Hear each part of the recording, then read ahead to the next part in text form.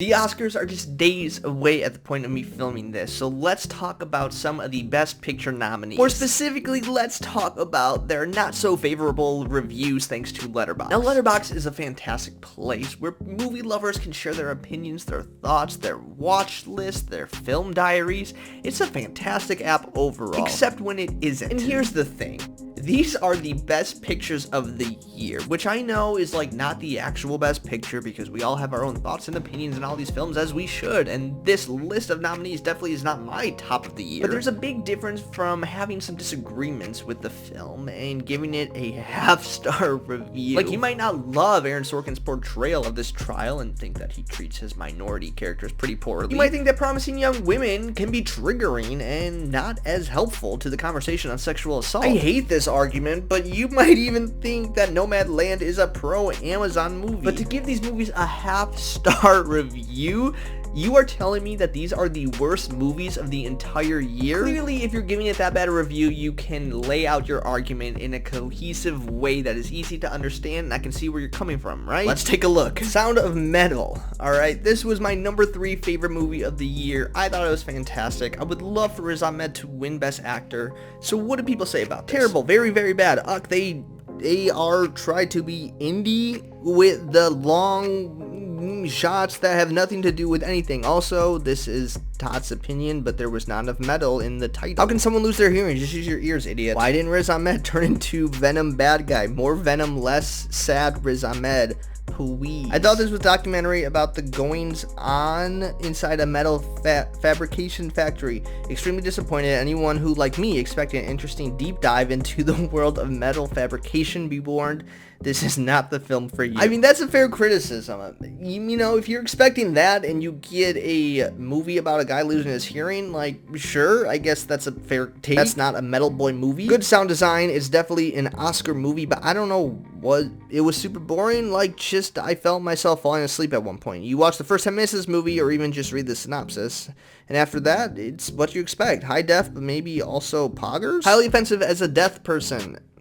We're just gonna ignore that spelling. I am disgusted about the insensitivity if the film, and the deaf audience, again, outrages. I want to hear the sound of metal. So far off to a good start. A lot of fair criticisms on this movie. Alright, let's move on. Let's talk about Minari. Minari is a film I have not seen yet, but all the hype makes me want to watch it immediately, and I'm definitely going to try to watch it before the ceremony this week. Can we please just stop with these 2 hours long but nothing happens movies? Please at least put on a disclaimer beforehand. 10 minutes into this film, so boring, not gonna watch it. That's one of my favorite reviews, if I'm being honest. Like, there's a lot of those, surprisingly a lot of those on Letterboxd, of people just like, didn't finish it, 5 minutes in, half star. This is by far my favorite review, so just give me a moment to get it all out. Howdy, my name is Rawhide David. I am a 27-year-old Korean boba conservative. I don't know how to say that. Western culture fan for you foreigners. Thank you. I stare at chicken buttholes and spend my days perfecting the craft and enjoying superior American pastimes. Barbecue, rodeo, fireworks, owning libs. Nice. I train with my Mountain Dew every day. Superior weapon can permanently leave my pee healthy because I'm good looking. I earned my Korean rooftop license 2 years ago, and I have been getting better every day. I speak English fluently, both Nebraska and Romney dialect. I write fluently as well. I know everything about American history and the cowboy code, which I follow 100% when I get my American visa. I'm moving to Arkansas to work in the Minari field to learn more about their magnificent culture. I hope I can burn greenhouse or barns for gender reveal party. I own several cowboy hats which I wear around town. I want to get used to wearing hypebeast fits before I move to Los Angeles so I can fit in easier. I rebel against my elders and seniors and speak English as often as I can. I'm still looking for my KGG, Korean gamer grandma, from Only Grams. Wish me luck in America. That right there is the kind of film criticism we need on this. Let's flip over to The Father, the other movie of this list that I have not seen yet. Women so oppressed, couldn't even add a mother to this title. Just jealous I don't have one. What is this? W2F is going on. I don't understand this movie. This is what the Academy picks? I thought this was going to be an Oscar bait movie about a daughter and a father bonding while listening to Alex Jones and Save Christmas like he wanted to, but no, this is just a dumb, depressing movie about not remembering things. And why does nobody have an emotional monologues about God and Jesus? Movie sucks, LMAO. Thank you. Finally, someone speaking up that there's no monologue about God. Like, why can't we have that in a movie titled The Father? Why can't we have that? Haven't seen it? As far as I know, Olivia Colman isn't having lesbian sex in this. Half a star. Like I said before, always respect a review of someone who didn't watch the movie. Promising Young Women. I don't even know if I want to touch this one because I'm so scared of these reviews. False advertising usually doesn't get me upset, but in this context, it's borderline offensive. I would love to expand more and unpack what they're talking about, but I really just don't care. The ending. Okay. This movie marks the beginning of my villain origin story. F this movie. I up and hate it. I hate it. F you, Bo Burnham, for even being in this movie. Jennifer Coolidge, sir. N equals bad to the end. They should have hired a promising young writer. Oh, nice. All right, where do I want to go next? Let's take a look at Mank. let's take a look at May. Never thought I'd see the day I turned off a Fincher movie, not even an hour in. But this is just awful, boring, and pretentious nonsense. First one, and we already got, did not finish. The torture of watching this movie makes waterboarding feel like a margarita. Second Oscar watch, and an hour in, I stopped paying attention and watched the Doja Cat performance that everyone was talking about instead. Which performance was that? I'm gonna need to check that out, but again, second one, did not watch. Been watching Make in 10-minute chunks for the last 3 months because it immediately makes my brain shut down and go to sleep no matter how awake I am when I throw it on. Some sort of Netflix psyop to make the most self-indulgent movie of all time. Full-length adaptation of that YouTube video of the monkey pissing into its own mouth. You know the one, but we know the one. Straight men should not be allowed to make movies. That seems like a fitting cue to move on to Nomadland. Somewhat decent cinematography does not make a film good. The film had zero substance. Zero effing substance. Clearly they didn't get the Amazon message they were trying to send across. Should be nominated for worst piece of ever at the Oscars. I only give it a half star because I couldn't give it 0 stars. One of the worst movies I've ever sat through. This doesn't deserve any accolade imaginable. I don't think I'll ever understand why people like this. Anyone who says they enjoy this is lying to act quirky. They called us out. They caught us. We are just trying to be quirky because liking the most potential Oscar-winning movie is just quirky. How many more do I have to do of this? How many more do I have to do of this? 2. The answer is 2. 2 more movies. Let's see Trial of the Chicago 7. Disgusting, horrendously made propaganda. It's high time we stop making mediocre movies that predominantly center white men during the Vietnam War era. Effing ridiculous. Now, once in this garbage movie are the atrocities committed against Vietnamese civilians mentioned or condemned. ZZ.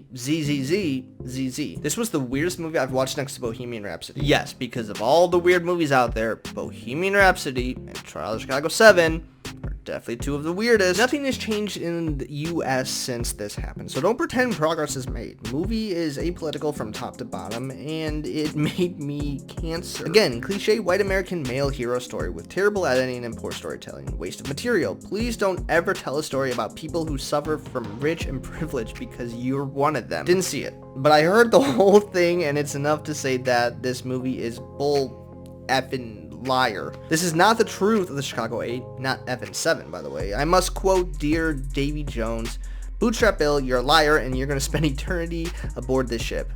F you, Sorkin. But basically that was just a very long and creative way to say I didn't actually watch this movie, but I'm gonna review it. We really live in a world where this is nominated for Best Picture. I don't know why that's surprising. Like, some of these criticisms are fair and I understand where they're coming from, but like, I am not surprised at all that this is nominated for Best Picture. If anything, this is the most obvious Oscar-nominated movie, for good or for bad. Okay, last one, let's wrap this up, because I'm really getting sick of my brain rotting from reading these. Judas and the Black Messiah. Utterly forgettable. I couldn't connect to this movie, so I couldn't even finish watching it. There's our first one. It's such a very important story the film tells, but I find it like a constant roller coaster. Although I find Daniel and Lakeith's performances really good. Good enough to give it a half-star review? I just didn't think it was good at all. Haven't watched this, but why are there no half-star reviews? Half-star reviews are always the best. Edit, watched it, 8 out of 10. So someone just wants attention. Dang! I was gonna give all the movies 5 stars on here regardless of whether or not I liked them all that much. But unfortunately I forced myself all the way through this jalopy of a biopic, and I don't want anyone to get confused about the fact that I think this flick sucks very, very much by skipping the review. So there you go, that's enough. I've had enough. I am just, I don't know. I need to go refresh myself with some actual good opinions. Again, these movies, you can have criticisms of them. I do. I don't think they all should be nominated, and I don't think this is like a complete list of the best pictures of the entire year. But to argue that some of these films are just garbage and the worst thing you watched this past year, you're not watching enough movies. There were some really bad movies that came out this year. There were some truly offensive movies that came out this year. So whether or not you love every single one here, to give any of them a half-star review, to me is just absurd. But what do I know? That's just my thoughts and opinions. If you want to see more content like this, hit that subscribe button. I got reviews of pretty much all of these films, at least the ones I've seen up until this point. Go watch my video in preparation for the Oscars to get hyped, to see my predictions. I can't wait to see which one of these films wins Best Picture and see who wins all the other awards too. So like and subscribe if you want to see more content like this, and I will see you next time.